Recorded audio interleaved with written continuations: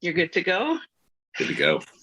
Excellent. Hello, everyone, and welcome to the Talk to Danielle podcast. I am your host, Danielle C. Baker. And before we get started with today's guest, be sure to like, follow, and subscribe to whichever channel you're listening or watching from.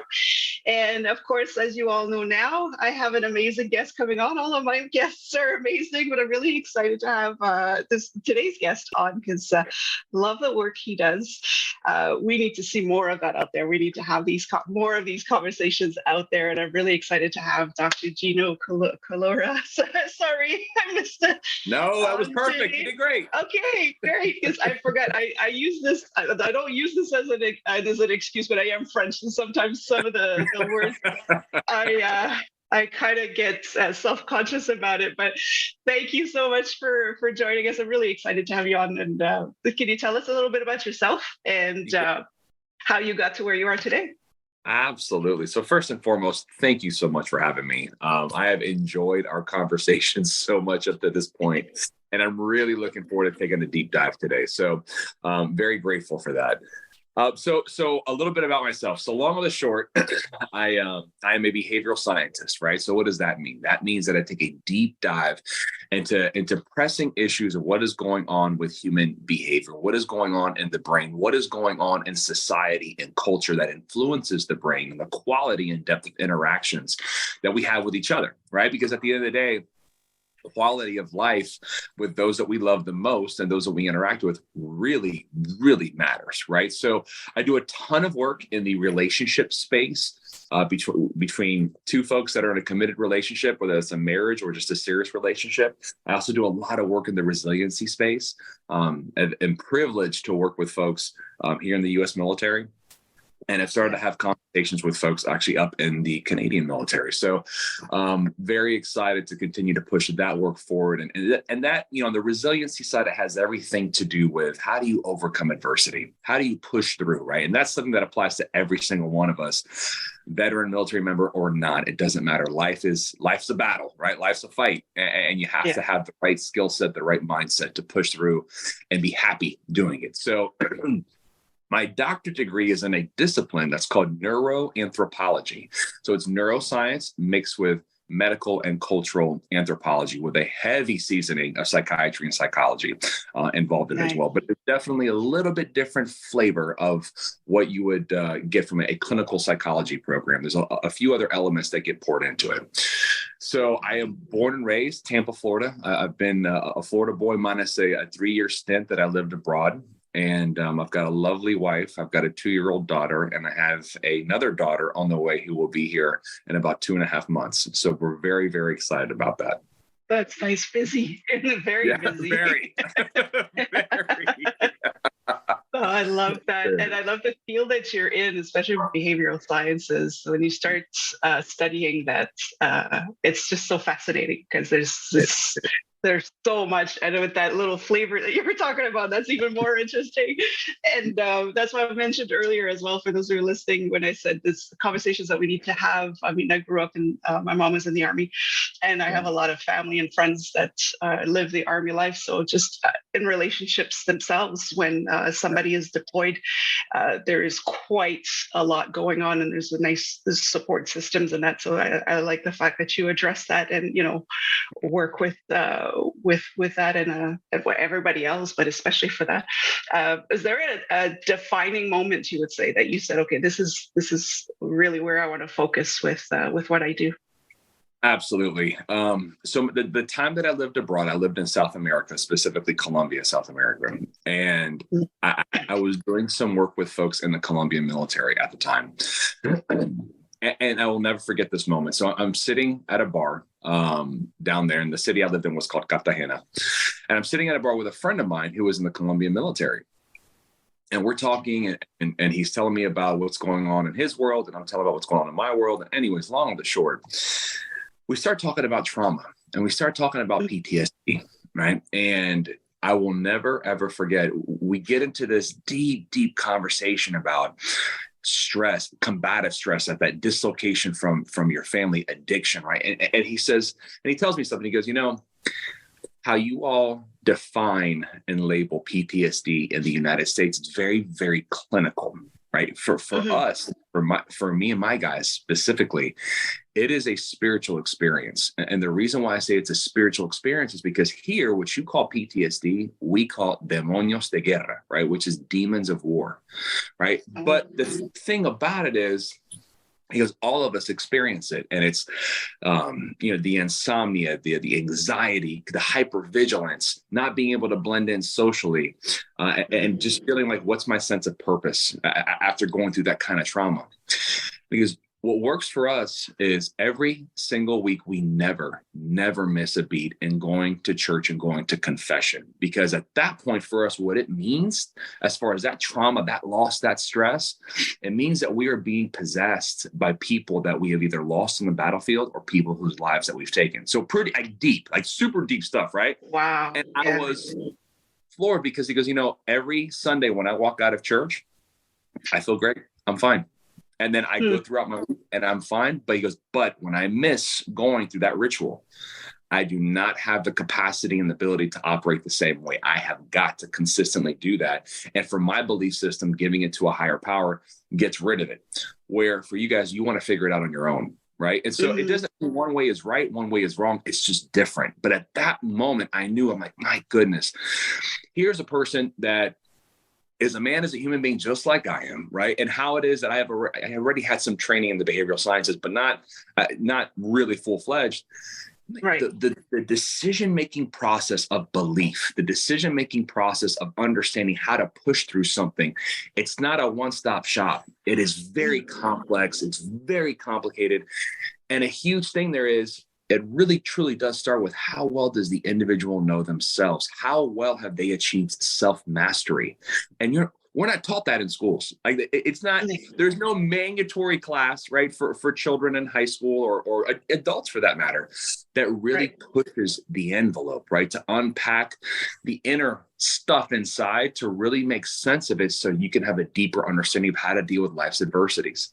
So of course that kind of graduated into really taking another dive into relationships, right? Because that's one of the most important things as far as the relationship you have with your significant other. You build a family with them and so on and so forth.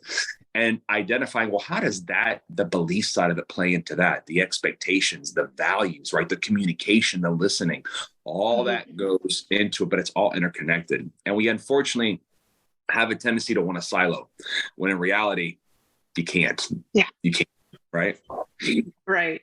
Oh, I love that you said that. And this is why I love having these conversations, because you mentioned how it's viewed in North America versus other places, especially with PTSD and trauma. And I do some work with my clients as well. And I had the privilege to work with some Indigenous people up here.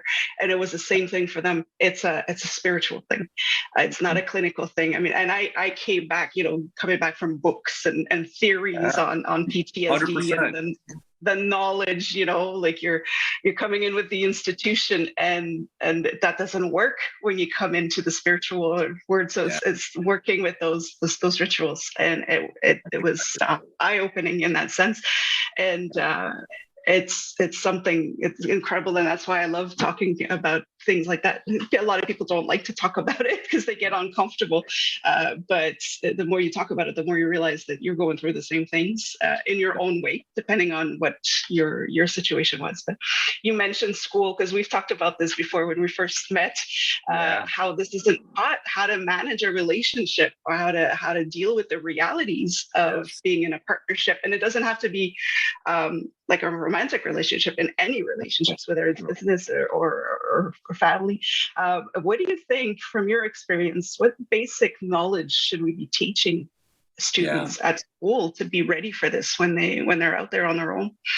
Absolutely. I think one of the biggest things that comes to mind, first and foremost, is having and garnering the skill set to recognize your own blind spots, right? The areas which that you have experienced certain levels of deprivation, right? Which all of us have levels of deprivation, one way or the other.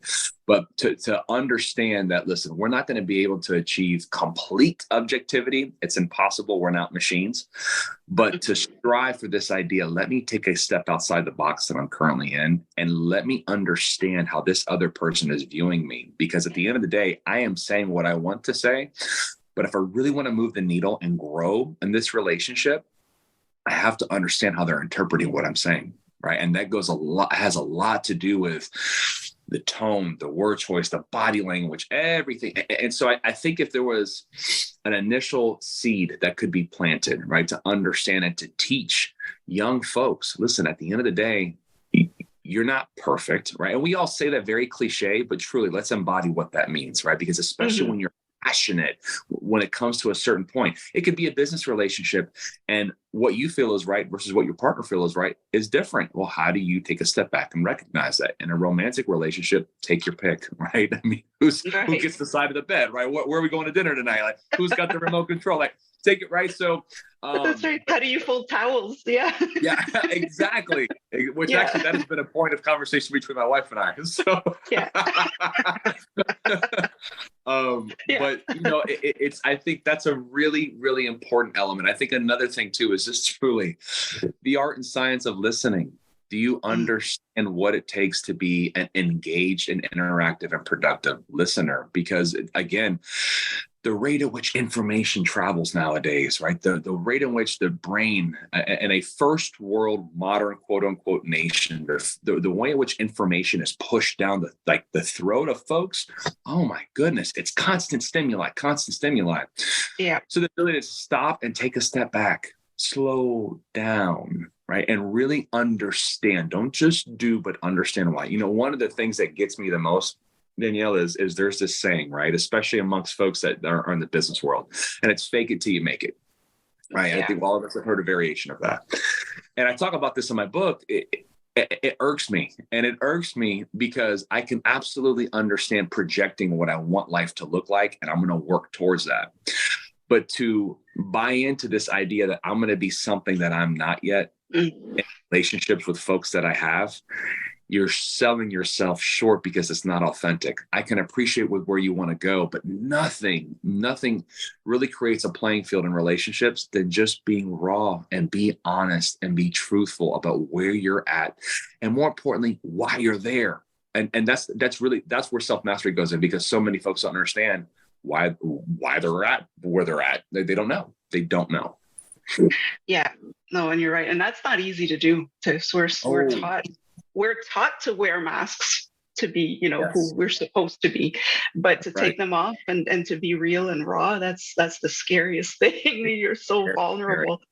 Yes. And so there's some work to be done there to be able to prepare people for that and to be more authentic and to have truer relationships. I love that. You mentioned you do some work with military. Can you give us a little bit more information on how you work with the military, for those who may be interested? So I do quite a bit of work with the United States Army Special Operations folks, and the work that I do there is really revolved around a few different things. So relationship management, right? Not just the relationships they have at home, but also the relationships they have amongst their peers, right? And also when operating in other nations, the rapport building process, what goes into that when you are dealing with different types of cultures, right? With different types of value systems, with different understandings and perceptions of the world, and really creating a baseline that, look, we're different, but we're not that different, right? And you just have to find where that middle ground is, right? And that's the same thing in personal relationships. The whole thing about Mars, women are from Venus, men are from Mars, and yes and no, right? It's not quite, there's not that much of a separation if you're willing to put the work in to understand where the other person is coming from, right? And so it's a lot of that, and then also the resiliency piece, right? How is it that you can continue to make strong deposits in who you are as an individual to deal with life's adversities, no matter what they are? Because, a huge challenge in general that comes into play, especially amongst folks in the military, is the transition back into civilian life, right? I have this identity. I have all these different accolades that have given me validation and all this incredible rapport and camaraderie. And then I come back into civilian society, and it's a 9-to-5, Monday through Friday, and I don't really connect with my coworkers, and I miss the adrenaline. I miss the adventure of being out there and doing things, and know that I was making a difference and helping people is very difficult, right? And so there are certain recipes that we bring to the table to help with that transition. So between the resiliency piece, the transition piece, and the relationship piece, again, they're all three interconnected. They all three feed off of one another in a big way. Yeah. That's yeah. I could talk to you about this all day. It's so interesting. It does have an impact. I know we're specifically speaking about military right now, but for anybody who has a job that's kind of outside of the norm, the rat race, I guess I would say, yeah, it's coming back, and some people come back and they have to pretend that whatever they did out there never happened. So it's even harder for them to integrate. Yeah, and you know what's fascinating too, Danielle, is to your point, folks that have jobs that are not the quote unquote norm. So I'll give you an example. First responders, the amount of stress and trauma that they deal with on a daily basis, but then they're not deployed out for 9 months. They come home every night, right? Exactly. And then that's a whole different thing, right? And how to manage the normalcy of that, right? So, but it absolutely applies to many facets of the civilian world, without a doubt. Mm-hmm. Yeah, no, that's amazing. Is there anything that you could kind of like tips or wisdom or things that one or two things that people could start doing today to improve their relationships at home? That is some kind of advice that you usually work with your crew. So there's two things because I do a lot of coaching with folks on the personal side and the commercial side, but it doesn't matter. Personal or professional, it doesn't matter. Where I start with them always is before we sit down and before we have our first conversation, I want you to write your personal constitution, right? So I want you to sit in a room by yourself. I don't want you to type it. I don't want any music in the background. It's be completely still and silent with yourself. And give yourself 30 minutes. Whether you're done in the first 5 minutes or not, doesn't matter. You're going to give yourself 30 minutes. Have the discipline to carve that out and write your constitution. And then you're going to walk away from it. Give it a couple of days. Then in 2 or 3 days, you're going to sit down again. And I want you to write your eulogy. You're no longer here. Right? What does that eulogy say? Same thing. Give yourself 30 minutes. Write it down, pen and paper. And then I want you to take those two pieces of paper, and I want you to share them with the person that means the most to you and knows you the best. And you're going to have them read it to you. And then you're going to give them a few minutes to sit back and digest what was said, and then ask for honest feedback. This is how I see me in my life. You know me better than anybody else. Is that how you see me?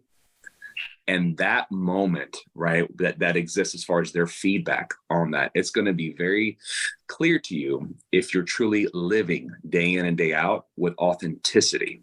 And look, 98, 99% of people, their spouse or their partner comes back and they're like, I kind of see some of this, but I don't see a whole lot of that, right? And it's hard. It's like, well, what do you mean? What are you talking about, right? But it's an incredibly powerful exercise that doesn't require, right? I mean, it's not a heavy lift in the sense of, you need a strong infrastructure to do it. You just got to be honest. Just be honest with yourself. Like, let's sit down, put these words on paper. And then the person that I trust and love the most, they're going to read it and let me know if this is how they see me, because they're part of carrying on that legacy, right? And they're part of who I am day in and day. That is such a powerful tool. And if you, it works very well. That is very effective. Wow, that is, you can't get any, like you say, authentic than that. It's wow. I like that. I'm gonna try that. Do it. Do it. It's amazing.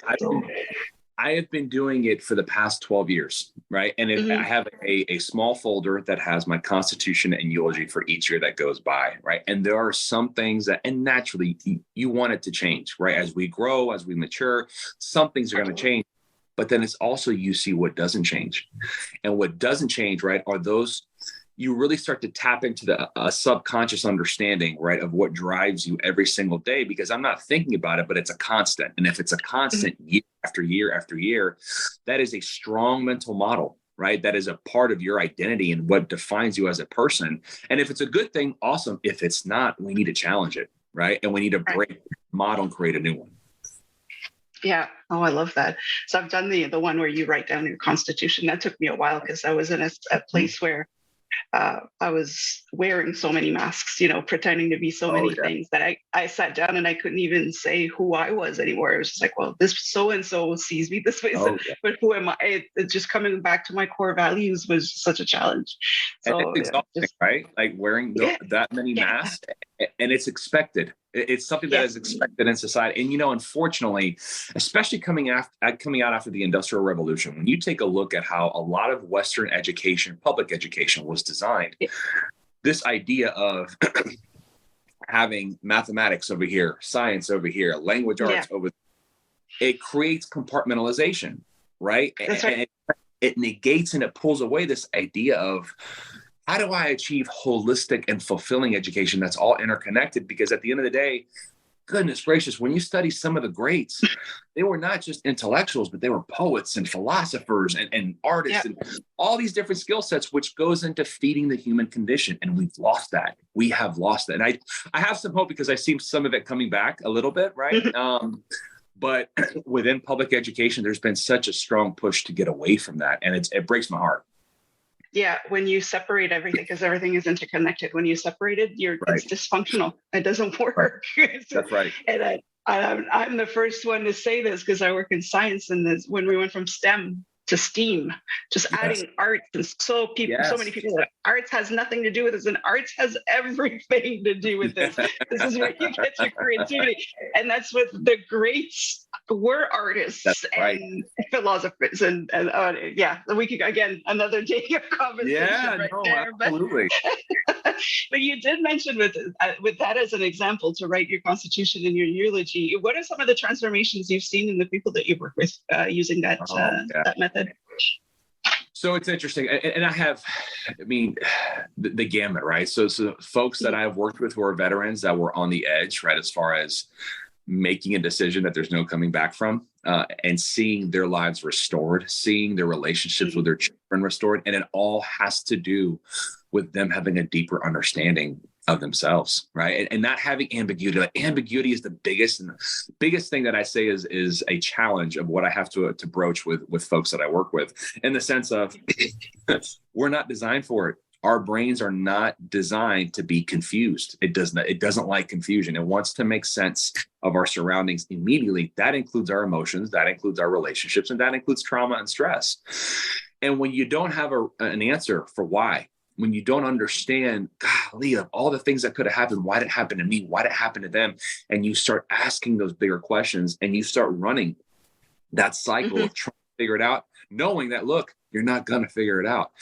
You have to leave it where it is, right? And we have to pick the pieces up, and we have to move on. That is one of the biggest things. And whether that is trauma on a battlefield or trauma in the house or trauma from a divorce, separation, it doesn't matter. It's a lot of the same components that go into it. So from a transformation perspective, it's really watching folks achieve a level of self-mastery, right? And being able, and here's the thing, I say that lightly because you never truly achieve it, right? It's always a work in progress because you're always growing, you're always adapting, you're always changing. But do you understand why? And do you understand what the opportunity cost is? And as long as that clarity is there, what happens there is ambiguity goes down, right? Because now I have confidence. And you break down confidence, it's belief in yourself, confide, right? That is where that comes from. So if I have the belief that I have the skill set, because I've been there, done that, I've overcome adversity, another round of it, bring it. I'm there, right? And whether that's relationships or that's trauma, doesn't matter. Right. Yeah, that's powerful. That's really good. You've talked to me about this before we started recording. When we first met, you have these programs that you do with husband strength, wife strength. Can you talk to a little bit about it? People are like, "What is that?" Can you can you talk a little bit about those programs and what you offer? Yeah. So I have so many colleagues and friends that are in the clinical psychology space, and they're amazing. I mean, they're absolutely amazing. And often, we'll have coffee or lunch, and we'll sit down and talk, and we get into conversations, right? Because on my end, it's a bit more of coaching than it is therapy, right? And I asked them, what are some of the big things that you're running into? Like why isn't it working with folks that you're serving, right? Because there's plenty of cases where it does work, and that's wonderful. But the cases that don't, and what always has come up is consistency. So we meet once a week, have a conversation, and there's some powerful nuggets that are talked about, but then they go right back into the rat race of life. They don't actually pay attention to what was said to do things that are applicable every single day. And we can go back to B.F. Skinner and operant conditioning, right? Consistency matters, right? Repetition very much matters to create a new normal. So I'm like, what is something that can be done in this day and age of technology, right? And I'm a dinosaur, by the way, when it comes to tech. But what can be done that is accessible to the masses and is going to be something that every single day is going to condition them a little bit more to make them just a millimeter better, right? And their understanding of themselves and the understanding they have of their partner. So the idea came to mind, every single person nowadays texts. Everyone sends text messages, right? Whether it's and unfortunately, the whole app, there's a lot to be said about apps, but there's so many of them, right? And like they begin to create a little bit of clutter on the phone. So I want something even more simple than that. So husband strength and wife strength, they deliver text messages every single day that have messages under 160 characters that are rooted in behavioral sciences and teach people how to have certain skills, how to make their relationship successful, right? But it's every single day, right? And some of them, they're actionable items, right? So one of the ones that went out yesterday, for example, says, today's a good day to write down the top 3 reasons why you love your partner the most, and then put them on your refrigerator and don't say anything, right? And it's amazing.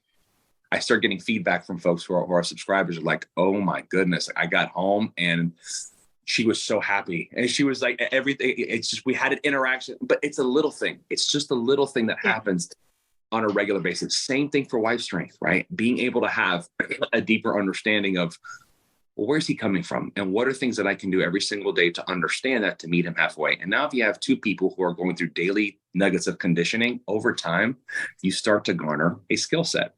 Right. And that skill set helps with therapy big time. Right. When they walk out of the therapist's office, it's okay. So we have our task here, but now we're going to get reminders every day about other things that we need to be considering as well. All right. And so that is the gist of both. It's very simple. It's very easy. Folks go to our website, they subscribe, and they just start receiving this what we call strength nuggets every single day. That's amazing. And the fact that they're working together at it, you're building something together. So it's wonderful. Exactly. Going through therapy, you could have some breakthroughs for that session, and then you go home and you're like, okay, now what? We're given homework, but it's like, how are we doing it? So this is really great. It's a great tool. I will give some information towards the end so people can have a look at it but I think it's wonderful because then you're both working together towards the same thing you want. So it's wonderful. I'm going to ask something a little different than what I usually ask, because that's just the way I like to get to know people. Is there anything about you that you'd like to share? You don't have to, because I'm kind of putting you on the spot on this one, but anything that nobody knows about you, like something that people would not know about you that you like to say, I'm I've got a skill in this that nobody knows about, or I like this, or anything like that. All right. So I'll give you a funny one, and I'll give you a one that's a little more serious. I just don't talk about a lot. Okay. So the serious one, right? So when I lived and worked in Colombia, I was a bodyguard. I did executive protection work, right? So it's not that's not something I talk about a lot. It was for a short stint, but it was obviously a whole different life, right, than what I do now. But it taught me so much. Like, it really did. It taught me so much, truly, about people. And working with folks and watching the different chapters of life that people are going through, that would require a company to come in and do what it is that we used to do. So that's one element. The second thing that's a little silly is I cannot stand clowns. I cannot do clowns. I can't do it. I cannot do it. I see one of those big red noses and big feet. I'm like, no. No. I love that. I love that. You were a bodyguard for pretty serious jobs, and clowns. Don't do clowns. No, don't do clowns. Don't do it. It's funny. My wife cracked up about that one. She's like, really? Clown? Really? I don't know. I got nothing. I can't tie it back to a trauma. I just don't like them. I don't like them. They just look like you shouldn't trust them. Like, I know they're supposed to be entertaining, exactly. But it's like, what are you hiding? Yeah. I get you. 100%. I love that. I love asking this question because stuff you wouldn't know, you wouldn't think about. That's hilarious. I love it. Thank you for sharing that. Not a lot of people would want to, but yeah. No, awesome. Are you kidding me? It's those are the things, right, that make someone unique and different, and also, like, that is another thing, right? Is vulnerability. You've got to be okay, right, with putting the guard down and saying, look, I've got stuff. Like this is the stuff that I got, because everyone's got it, but you got to be comfortable with that. And to your point earlier, not always wear the mask of the bravado, right, and the ego, and no, right? Yeah. And there's so much more to that question. And there's another question at the end that I will ask you is the body language. You mentioned that in the beginning. It's not just asking that question where somebody comes out authentic, but it's the whole reaction. The eyes light up. They actually feel what the answer that they're about to give you. So if anybody is watching the video version of this interview, just go back and have a look at Gino's reaction when I asked that question, and that's the authentic Gino right there. Yes, it is. Yeah, and I love that because I work with children, and children don't have filters. They don't really have their masks yet, depending on their, what they've lived so far. So you get all sorts of reaction, and it's just amazing. You know exactly where to work on from just their body reaction. So it's wonderful. Yeah, so awesome. Now, do you have any advice or wisdom you wish you would have known earlier in your life, just to make your life easier? Is there anything you'd like to share with us on that? So it's interesting. One of the things that when I think back, and I was a child and a young man, and I wish I would have understood and really been able to route, because this is one of my own personal challenges, is I have a huge fear of not being there for those that mean the most for me when they need me, right? It's this idea of not being there. It just, so I feel like I have to be everywhere all the time. Yeah. And it's draining. And as I'm getting further into the life course, it is hard, right? But I guess what I would say to my younger self is, it's okay.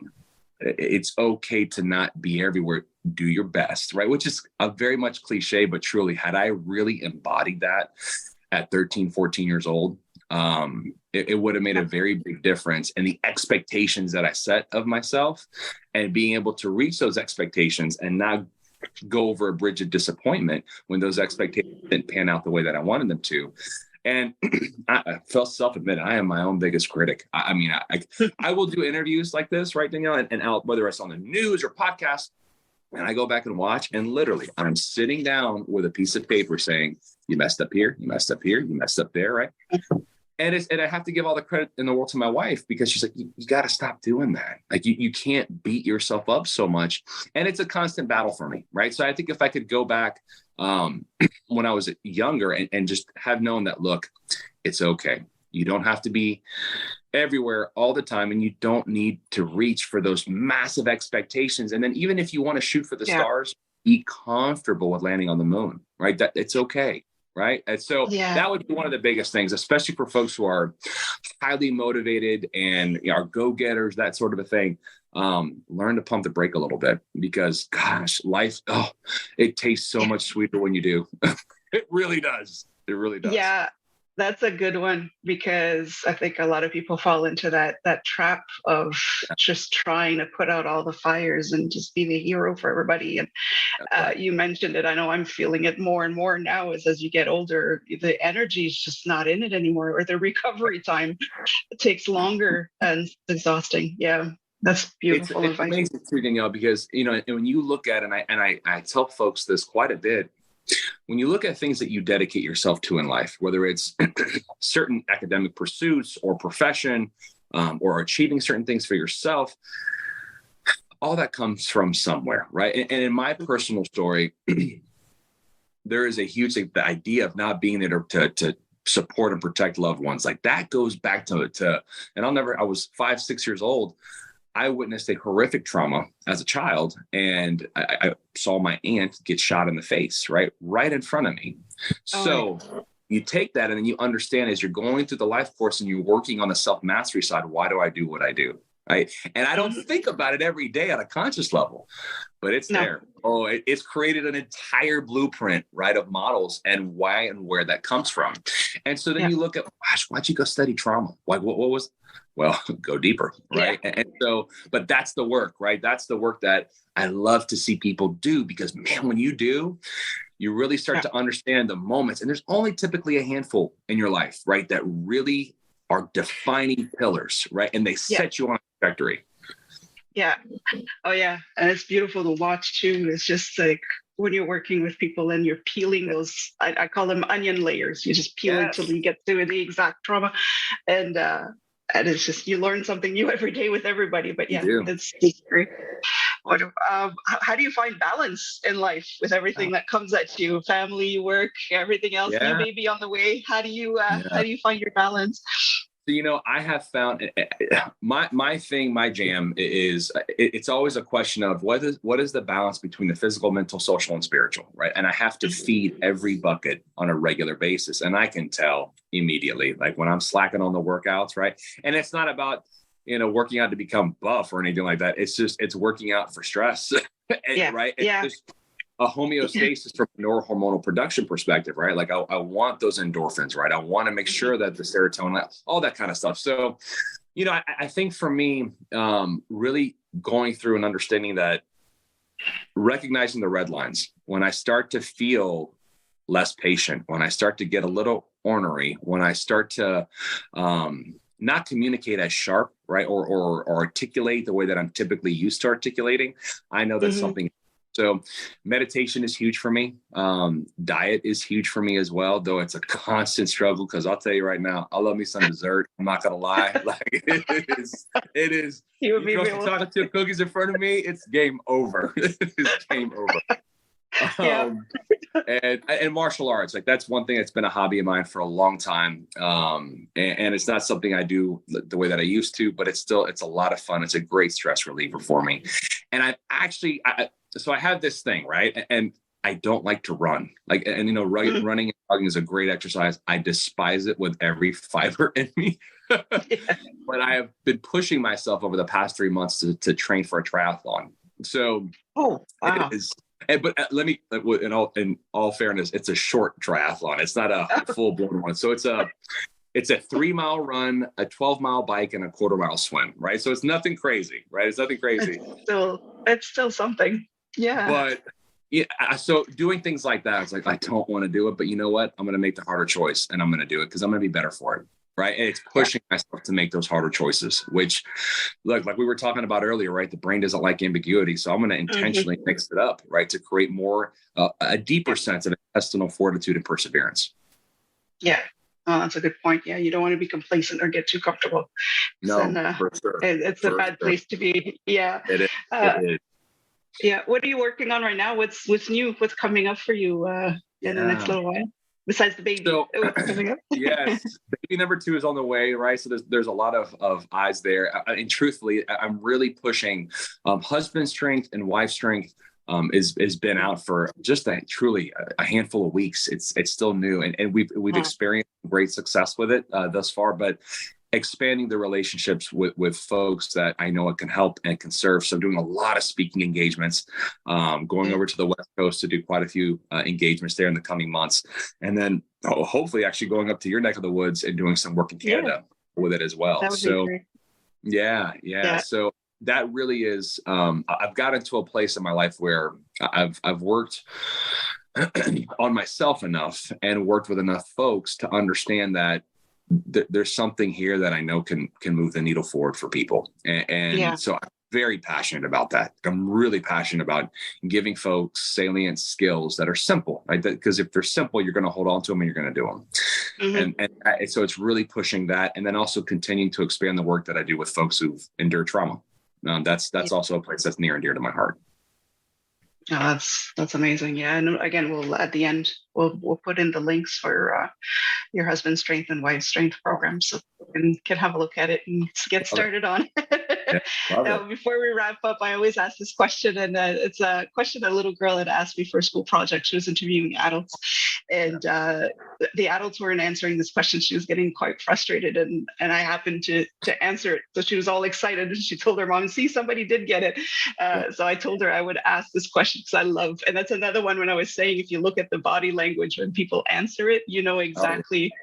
You get to see their true self. So this question is, what do you want to be when you grow up? I love that. I know. Question. I absolutely love that question. Okay, here's your answer.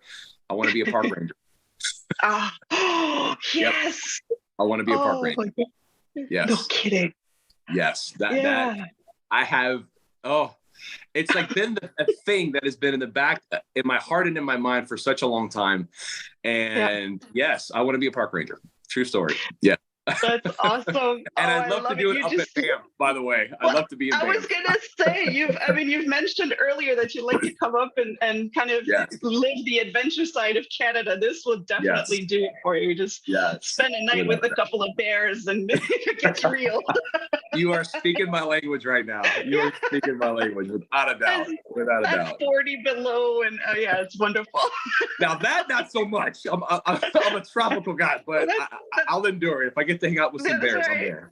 That's what I was going to say. The bear will keep you warm. Oh, goodness gracious. That's great. I love that. So, and for anybody who's watching the video, just look at how he lit up when he said that. Park ranger. Honestly, I would do the same. Park ranger, that's awesome. I love it. Now, how can people reach you, follow you? Because I know I see you on Instagram all the time, and you were talking about all the stuff that you're doing right now, and we get to see you in action. So can you give us your handles there? So I'll put them in the description. So my book's website, which has a lot of resources there as well, it's www.7layers.com. And instead of a V and the word 7, it's actually the number 7. So it's SE7 and layers.com. My handles on for Instagram is Dr_Gino_. And find me on LinkedIn as well, just Dr. Gino. I'll pop up, no problem. And Facebook, the same, Dr. Gino. You'll see me there. Excellent. And I'll put those in the description in the comments as well, so that people can follow you if they want to see more of what you do. So thank you so much again. Like I said, I could talk to you all day, but even all week. But I love the work that you do, and thank you so much for playing along with all these questions and giving us. Yeah, it was really great to have you on, and I can't wait to see what's coming up next for you, and so much. You coming up here and say we need a lot of, and we need it out here. We need to have these conversations. We need to get people to, like you say, something simple with it. They can actually move forward and ahead with what they want to do. So thank you again for taking this time. This was wonderful. This was an absolute blast. And thank you for the work that you do. You do incredible work. In the short amount of time we each other, I've started following some of the things that you're doing, and it's just amazing. No, thank you. We'll get there. We'll get one person at a time. We get to where we want to be. You better believe it. You. Yeah, and for everybody who's watching, again, thank you. Don't forget to follow, and subscribe to whichever channel you're listening or watching from. Don't forget to follow Dr. Gino. And until next time, stay safe, stay awesome, and we'll talk soon.